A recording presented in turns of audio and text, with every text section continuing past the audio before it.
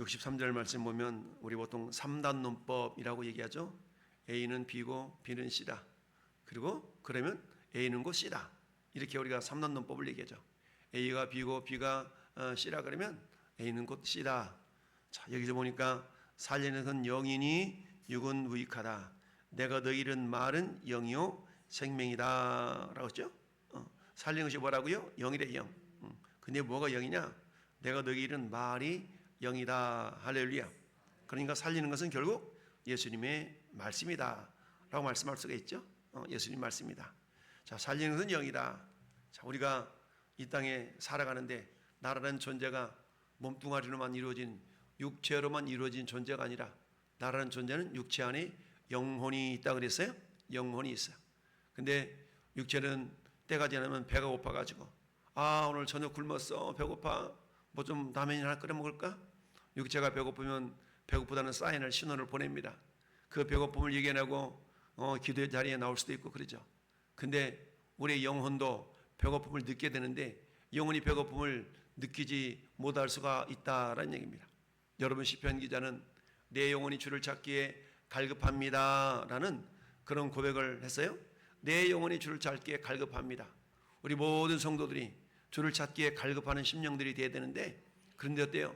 배고플 때는 배고파가지고 이것이 맛있을까 저것이 맛있을까 막 음식을 찾지만 우리의 영혼이 갈급함을 우리가 알지 못한다면, 갈급함을 느끼지 못한다면 오늘 우리의 영의 양식 생명이신 우리 주님의 말씀을 사모할 수가 없다. 우리가 원래 계속해서 각 목장들마다 성경을 어디 읽었어요 막 이렇게 얘기하는 것은 뭐예요? 우리 영의 양식을 공급함으로 말미암아서 내 영혼이 살기 위함이죠.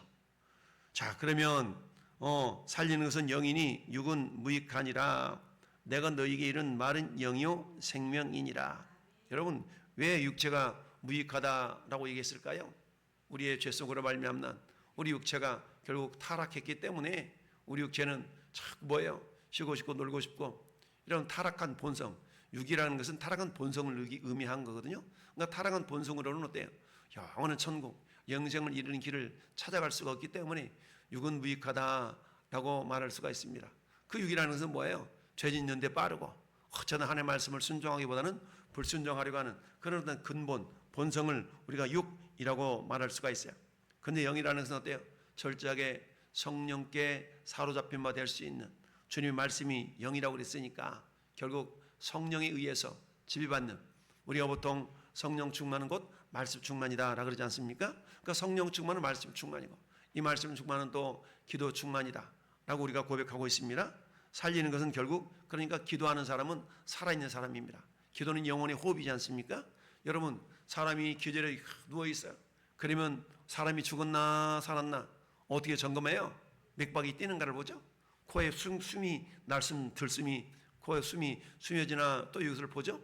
이처럼 숨결이 살아있다는 것은, 숨결이 있다는 것은 이 사람이 살아있다라고 이야기할 수 있죠. 우리 영혼도 마찬가지입니다. 우리 육체는 이처럼 이 사람이 숨을 쉬나 안 쉬나 이걸 가지고 육체가 살아있나 죽어있는가를 가늠하듯이 우리 영혼도 마찬가지입니다. 그 사람의 영혼이 살았나 죽었나, 살았나 죽었나 병들었나를 진단하는 비결 중에 한 가지가 뭐예요? 숨쉬고 있나 그렇지 않고 있나를 알 수가 있다는 얘기입니다. 영혼의 호흡이 기도이니까 어떤 사람이 전혀 교회는 다니는데 기도도 안 해, 말씀도 안 읽어. 이 사람은 살아있는 것 같으나 죽은 사람이다, 살아있는 것 같으나 병든 사람이다 라고 말할 수가 있겠죠. 오늘 본문에 보니까 참 가룟 유대에 대한 얘기가 쭉 나오지 않습니까? 가룟 유대에 대한 얘기 나와. 여러분, 요한복음 6장은 어떤 이야기가 나옵니까? 맨 앞에 오병이어의 이적에 대한 기사가 나옵니다. 오병이어, 예수님께서 정말 5,000명 오병이어로 그야말로 물고기 보리떡 5개 물고기 2마리로 5,000명에 대한 사람들을 다 먹이 살리는 이런 일들이 발생하다 보니까 많은 사람들이 저 양반만 따라다니면 우리가 굶어 죽지는 않겠다, 이런 일들이 발생하게 됩니다. 그랬더니 주님께서 뭐라고 말씀하세요? 자, 48절에 내가 곧 생명의 떡이다. 너희 조상들은 광야에서 만나를 먹었어도 죽었거니와 이는 하늘에서 내려온 떡이니 사람으로 하여금 먹고 죽지 않게 하는 것이다. 내가 생명의 떡이야. 그러면서 내가 줄 떡은 곧 세상의 생명을 위한 내 살이니라. 그냥 깜짝 놀란 거야. 살을 먹인다 그러니까 뭘로 하는 거예요? 어떻게 저 사람이 자기 살을 우리에게 주어 먹게 하겠느냐 라고 하면서 저 예수 믿는 사람들은 식인종과 다를 바 없어 막 이런 오해를 불러 사기에 충분했던 그런 이야기들이 되었던 것이죠. 막 그러면서 내 살을 먹어야 된다는 둥, 막 피를 마셔야 된다는 둥, 이런 소리를 하니까 이 소리가 그들에게는 듣기가 어려운 것입니다. 그러면서 내 살을 먹고 내 피를 마시는 자는 내 안에 거하고 나도 그 안에 거한다. 막 이러니까 이 말이 어려운 겁니다. 자, 그러면서 65절에 이르시되 그러므로 전에 너희에게 말하기를 내 아버지께서 오게 하여 주지 아니하시면 누구든지 내게로 올 수 없다 하였노라 하시니라. 그랬더니 제자 중에 많은 사람이 떠나가고 다시 그와 함께 다니지 아니했다. 소위 말해 제자라고 하는, 예수님은 제자는 70명의 제자, 500의 형제, 12제자, 많은 그런 제자된 친구들 있지 않습니까? 근데 제자 중에 많은 사람이 떠나가고 다시 그와 함께 다니지 않았다. 그러면 어때? 이 사람들에게 영생 없는 믿음이 있었다는 거예요? 없었다는 거예요? 영생 없는 믿음이 없었다는 겁니다. 영생 없는 믿음이 없었어요. 여러분, 살리는 것은 영이니 육은 무익하다. 내가 얻기는 말은 영이요 생명이다. 즉 영생 얻는 믿음, 영생 얻는 믿음을 가진 자가 누구냐는 얘기죠. 예수님의 말씀을 듣고 영생 얻는 믿음을 갖게 되잖아요. 믿음은 들으며 사람의 들음은 그리스도의 말씀으로 말미암았느니라. 할렐루야. 근데 예수님 12제자 가운데 오늘 본문에 나타내는 시몬의 아들 가룟 유다는 어때요? 예수님을 배반하죠. 배반해. 이 사람을 예수님은 누구라고 해요? 마귀라고도 표현하지 않습니까? 그러면 그토록 예수님과 함께 동행했음에도 불구하고 그가 예수님의 생명 없는 말씀, 생명의 말씀을 안 들었던 것도 아닌데 왜 그렇다면 가룟 유다는 왜 구원을 받지 못하고 그야말로 자결에 죽고 말았을까요? 왜 그래요? 분명히 생명의 말씀을 들었음에도 불구하고 왜 가룟 유다에게는 그런 믿음이 생기지 않았을까요? 이 말씀을 한마디로 말하면 여러 가지 표현할 수가 있는데, 첫째는 그에게는 주님의 말씀을 따라 행하는 자가 아니라 욕심을 따라 행하는 자였다. 육신의 욕심을 따라. 오늘 63절 말씀에 육은 무익하니라, 즉 육을 따라서 사는 자였다라고 말할 수가 있습니다. 또한 이 가룟 유다를 어떻게 표현할 수가 있어요? 에베소서 1장의 말씀으로 비하면 창세 전에, 그렇게 우리가 에베소 1장 볼까요? 에베소 1장 보면 우리 하나님 저와 여러분들을 창세 전에 예정하사, 에베소 1장 3절 4절 보면 찬송하리로다 하나님 곧 우리 주 예수 그리스도 아버지께서 그리스도 안에서 하늘에 속한 모든 신령한 복을 우리에게 주시되 곧 창세 전에 그리스도 안에서 우리를 모아서 택하사 우리로 사랑 안에서 그 앞에 거룩하고 흠이 없게 하시려고 그 기뻐진 뜻 우리를 어떻게 해서 예정해서 아들들이 되게 하셨다. 그렇잖아요? 그러면 결론적으로 본다 그러면 요 가룟 유다는 주님께 택함 받지 못했던 자다라고 말할 수가 있죠. 구원을 위한 택함을 받지 못했다. 비록 우리 66절 말씀처럼 그때로부터 그의 제자 중에 많은 사람이 떠나갔다는 얘기, 이들도 역시 마찬가지죠. 이들도 결국 택함 받지 못했다라고 볼 수가 있어요. 그렇다면 이 시간 이 자리에 앉아있는 저와 여러분들은 어떤 자들이에요?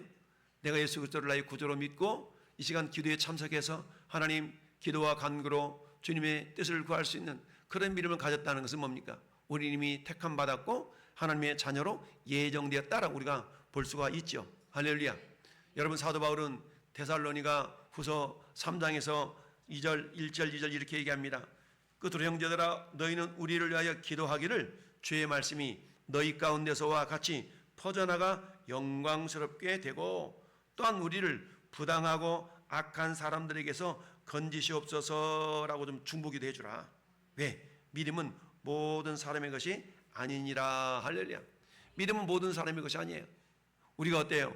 오늘 예수님께서 65절에 그렇게 말씀하시잖아요.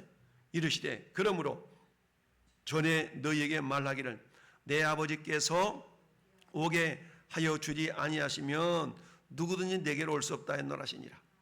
여러분, 물리적으로 육체적으로 왔다는 그런 의미도 되겠지만 가룟 유다는 예수님 앞에 육체적으로 와 있어요. 그러나 그 영혼이 주님께 나아오지는 못한 존재였죠.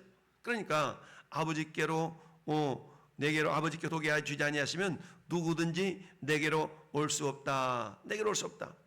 이 말은 무슨 말입니까? 오늘 56절 말씀처럼 내 살을 먹고 내 피를 마시는 그 자는 내 안에 거하고 그랬죠.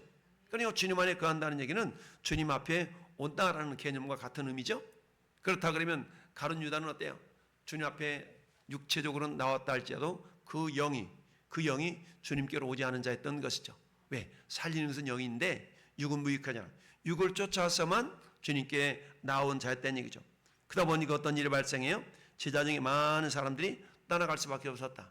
이처럼 많은 사람들이 제자라고는 얘기했는데 이들이 떠나갈 수밖에 없었던 이유는 뭐예요? 야, 이 양반 따라다니까 우리도 죽겠다 라고 육적인 욕심을 쫓아왔는데 이제는 뭐예요? 살을 먹어야 된다는 둥, 피를 마셔야 된다는 둥 막 이런 소리 하니까 어려운 거거든요. 그러다가 우리도 죽는 거 아니야? 이렇게 생각을 합니다. 그러니까 어때? 많은 사람이 떠나가고 말았다라는 얘기입니다. 자, 그러나 저나 여러분들은 어때요? 저나 여러분들은 우리 하나님 아버지께서 예수님께로 나오게 하셨고 그분을 우리의 구주로 믿게 하셨고 할렐루야. 이 시간도 우리가 기도의 자리에 기도의 사람으로 있다는 이야기는 이미 우리는 어때요? 주님으로부터 선택받은 사람이요 구원 얻기로 작정 예정된 사람인 줄 믿습니다. 자, 그러니까 얼마나 감사합니까?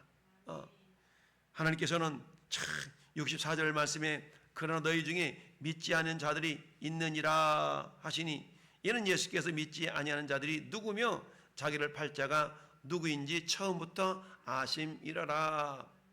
그러면서 뭐래요? 차라리 나지 아니했더라면 좋을 뻔했다 라고까지 주님이 말씀을 하셨죠. 여러분, 지상교회에는 항상 알곡과 가라지가 함께 있다. 여러분, 제자들이 그래요? 그럼 가라지를 뽑아버릴까요? 아니, 냅둬. 가라지 뽑다가 알곡도 상할까 두려워. 추수 때까지 내버리더라 라고 얘기하죠. 여러분, 저와 여러분들은 알곡에 속한 자입니까? 가라지에 속한 자입니까? 할렐루야. 우리는 알곡에 속한 자. 할렐루야. 알곡에 속한 자. 가라지에 속한 자는 결론적으로 말한다면 믿음이 있는 듯 하다가 사라져버리는 자는 결국 우리가 알곡이라고 말할 수가 없는 것이죠. 여러분, 이 알곡과 가라지 분별할 수 있는 히브리서 12장 5절에 이렇게 말씀합니다. 너희는 하나님의 은혜에 이르지 못하는 자가 없도록 하고 쓴 뿌리가 나서 괴롭게 하여 많은 사람이 이로 말미암아 더럽게 되지 않도록 하라. 음행하는 자와 혹 한 그릇 음식을 위하여 장자의 명분을 팔아버린 에서와 같이 망령된 자가 없도록 하라라고 말씀하고 있습니다. 즉 가라지와 같은 존재를 성경은 이처럼 음행하는 자, 한 그릇 음식을 위하여 장자의 명분을 팔아버린 자라고 표현을 하고 있습니다. 그렇습니다. 뿐만 아니라 유다서 1장 11절에는 화 있을진저 이 사람들이여 가인의 길에 행하였으며 삭스를 위하여 발람의 어그러진 길로 몰려갔으며 고라의 패역을 따라 멸망을 받았도다. 결국 유다서 1장 11절은 뭐예요? 가인의 길로 행한 자. 가인은 어떤 사람이었습니까? 시기 질투로 말미암아서 동생을 쳐 죽인 자 아니겠어요? 하나님을 기쁘시게 하는 예배가 아니라 자기 뜻대로 드린 예배자였다는 얘기죠. 이런 삶을 살고 있다면 우리는 어떤 존재가 될 수 있어요? 가라지의 길을 걸어가고 있는 자가 될 수 있어요. 삭스를 위하여 발람의 어그러진 길로 몰려갔다. 삭스를 위하여 우리의 신앙을 이익의 도구로 사용하는 자들, 이런 자들이 어떤 자들 있어요? 이제 야 나한테 여기서는 이 교회에서는 더 이상 나한테 어떤 이익을 얻을 만한 건덕지가 없어. 그래서 내가 다른 데로 또 옮겨가는 이런 사람들 있지 않습니까? 그런 사람들은 알곡이라고 표현할 수가 없는 것이죠. 고라의 패역을 따라간 자, 고라는 어떤 자예요? 당을 지었던 자들이죠. 당 짓는 거. 이런 사람들은 알곡이다라고 말할 수가 없는 것이죠. 이처럼 지상교회는 알곡과 가라지가 함께 있다라는 얘기입니다. 그렇다면 뭘 때 우리는 야 내가 가라지가 아닌 알곡인 것을 우리는 드러낼 수가 있어야 되겠죠. 증거할 수가 있어야 되겠죠. 이처럼 내가 가라지가 아니라 알곡이라는 얘기는 결국 한마디로 뭐예요? 내가 믿음 있는 자다라는 얘기 아니겠습니까? 그 믿음 믿음인데 어떤 믿음? 견고한 믿음, 흔들리지 않는 믿음. 할렐루야. 이런 믿음을 가진 자. 마치 사도 바울이 디모데후서 4장 6, 7절 8절에서 나는 선한 싸움을 싸우고 달려가기를 마치고 뭐 했다? 믿음을 지켰으니. 할렐루야. 그런 믿음을 지켰어요. 근데 그 믿음에는요 큰 믿음이 필요한 것이 아니라 그랬어요. 네가 적은 능력을 가지고 있어도 내 말을 배반하지 아니했구나 라고 주님이 계시록에서 말씀하셨던 것처럼 우리가 주님 말씀을 지키는 데 있어서는 큰 믿음이 필요한 게 아니에요. 너희가 겨다시만한 믿음만 있다면 이라 그랬죠. 겨다시만한 믿음. 겨다시만한, 결국 무슨 말씀입니까? 겨다시만한 믿음이라는 것은 생명력 있는 믿음을 말하는 겁니다. 할렐루야. 껍질이 풍성한 이런 어떤 믿음이 아니라 껍질은 부족해도 알매가 도실도실해서 생명 있는 그런 믿음을 주님이 말씀하고 있는 것이죠. 히브리서 3장 12절에도 형제들아 너희는 삼가 혹 너희 중에 누가 믿지 아니하는 악한 마음을 품고 살아계신 하나님에게서 떨어질까 조심해라. 떨어질까 조심해라. 한때 믿는 것 같았는데, 한때 열심히 믿는 것 같은데 오늘 보니까 흐지부지 사라져버려. 이건 뭐예요? 믿음에서 떨어진 자라고 말할 수가 있겠죠. 그러니까 너희가 그런 자가 되지 않도록 뭐하라? 조심하라 라고 말씀하고 있습니다. 사도 베드로도 이렇게 말합니다. 그러므로 형제들아 더욱 힘써 너희 부르심과 택하심을 굳게 하라. 너희 택하심과 부르심을 굳게. 어떻게 주님이 나를 불러주셨고 나를 택했는가를 어떻게 굳게 하라는 겁니다. 굳게 하라. 왜요? 마귀는 우리를 자꾸 우리 안에서 그런 믿음을 도적질해 가려고 하기 때문에 굳게 하라, 굳세게 하라, 지켜라 이렇게 말씀하고 있습니다. 여러분, 예수님이 너희도 가려느냐 라고 주님이 제자들에게 말씀하실 때 많은 제자들이 떠나갔다고 그랬죠. 모든 배교 뒤에는 불신앙이 있는 겁니다. 믿지 못하니까 떠나가는 거거든요. 믿는다 그러면 떠나지 않을 텐데 믿지 못하기 때문에 떠나가는 겁니다. 요한 마태복음 12장 38절 그때 서기관과 바리새인 중에 몇 사람이 말하되 선생님이여 우리에게 표적 보여주기를 원하나이다. 그래서 예수님이 39절에 이렇게 말씀해요. 이르시되 악하고 음란한 세대가 표적을 구하나 선지자 요나의 표적밖에는 보일 표적이 없느니라. 이 세대를 음란한 세대라고 주님이 말씀하셨어요. 여기서 음란하다라는 말은 모이칼로스라는 단어인데요. 이 단어는 어떤 무육적인 그런 음란함만을 의미하는 것이 아니라 신앙을 저버린이라는 뜻이 담겨져 있어요. 신앙을 저버렸다는 얘기죠. 이게 음란하다는 얘기입니다. 그러니까 어때? 신앙을 저버렸기 때문에 결국 예수님을 떠나갈 수밖에 없는 그런 존재들이 되고 말았다라는 얘기입니다. 그렇습니다. 여러분, 우리가 주님의 인정을 받는 그런 믿음이 되려고 그러면 예수님께서 그러잖아요. 너희도 갈래? 너희도 갈래? 라고 주님 말씀하셨을 때에 어때요?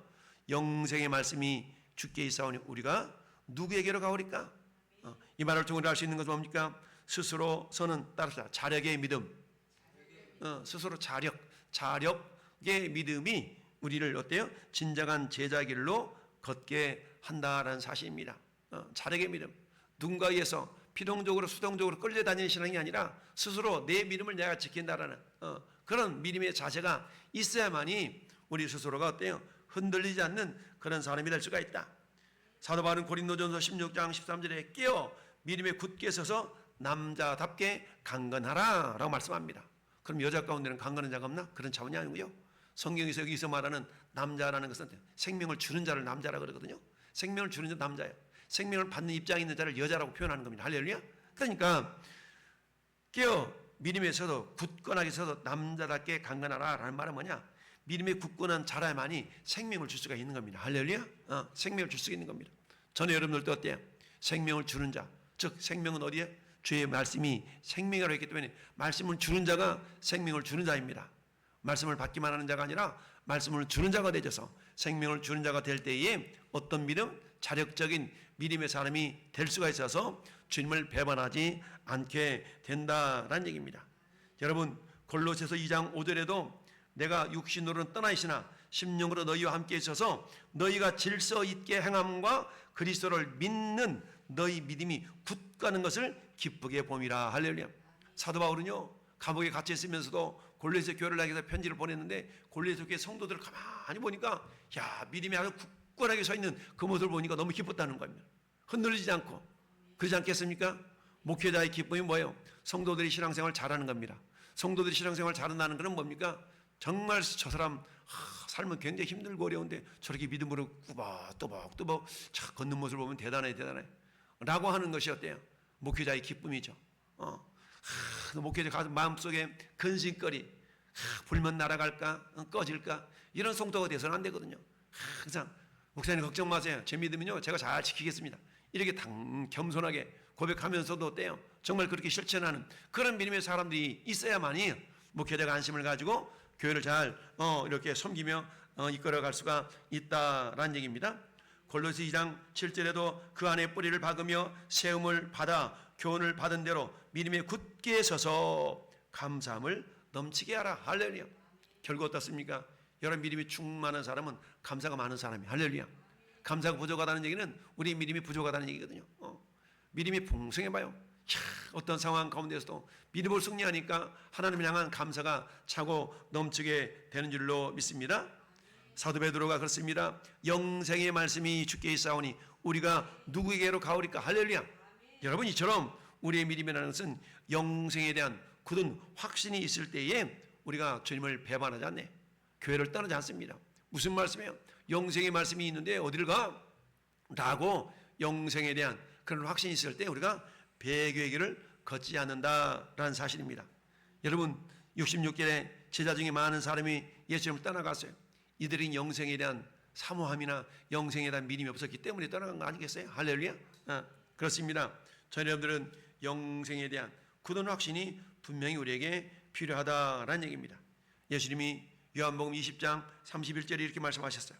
오직 이것을 기록하면 너희로 예수께서 하나님의 아들 그리스도를 믿게 하려 함이요 또 너희로 믿고 그 이름을 힘입어 생명을 얻게 하려 함이다 라고 말씀하고 있습니다. 할렐루야.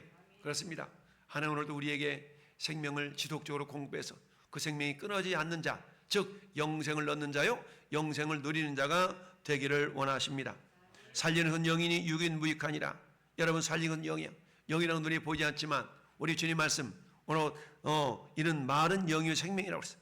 여기 말, 우리 보통 말, 로고스라는 것도 말이고 레마라는 것도 말이라고 그랬죠. 여러분, 우리가 믿음이 하나님의 말씀이 우리 안에 들어서 그렇구나 이해되어지고 믿어지는 말씀을 레마라 그러거든요. 그러니까 우리가 우리 안에 레마의 말씀이 있어야 돼요. 지식적인 말씀이 우리 가슴 속에서 나를 움직이도록 하는 그 말씀, 이 말씀이 레마거든요. 여러분, 우리가 지난 한 주간 동안 하나님 나를 살리는 말씀이 무엇이었습니까? 정말 저는 여러분들 심령 속에 그야말로 하나님 우리 마음이 어떤 땅이 되어야 돼요? 저 가나안 땅이 되어야 되잖아요. 할렐루야. 우리 마음이 가나안 땅이 되어야 돼. 우리 주님만을 의지하는 땅. 애굽 땅과 같지 않다 그랬죠? 애굽 땅은 발로 물대기를 하는 땅이라고 그랬어. 지속적으로 끊임없이 노력을 해야만이 살아가는 땅이야. 그런 어때요? 저 가나안 땅은 하나님이 돌보시는 땅. 할렐루야. 우리 심령이 내 힘과 내 능력으로만 살아가고 발버둥치는 인생이 아니라 여호와는 나의 목자시니 내게 부족함이 없으리로다. 할렐루야. 주님이 내 인생의 목자가 되어져서 나를 푸른 초장으로 쉴만한 물가로 인도받는 그런 가난의 마음, 가난의 땅이 되어져서 어떤 상황 속에서도 우리가 믿음을 저버리지 아니하고 영생의 말씀이 주께 있사오니 우리가 어디 가겠습니까? 라고 그런 믿음을 갖기를 원합니다. 이 믿음은 어떤 믿음이에요? 69절 말씀 보니까 우리가 주는 하나님의 거룩한 자인 줄을 믿고 알았사옵나이다. 할렐루야.